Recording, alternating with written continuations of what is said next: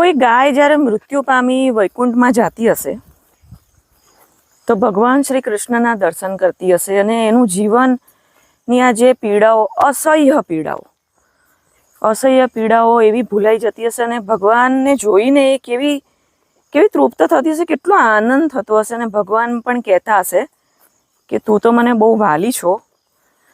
આપણે ભગવાનને જોયા મૂર્તિ સ્વરૂપમાં, આપણે જાણ્યા, આપણે શ્રીમદ ભાગવત, ગીતાજી, આપણે બધું બહુ વાંચ્યું, શિવપુરાણ, બરાબર, પણ આપણે ભગવાનને કોઈ દિવસ સમજ્યા નહીં. આપણે જ્યારે ત્યારે શ્રાવણ મહિનો આવે એટલે દૂધનો લોટો ચડાવવા દોડી જવાનું, પછી આપણને યાદ ના આવે, કારણ કે ત્યારે છે ને એવું કહેવાય છે કે બહુ પૂન મળે, એટલે દોડી જવાનું દૂધનો લોટો લઈને, બીલીપત્ર ચડાવવાના.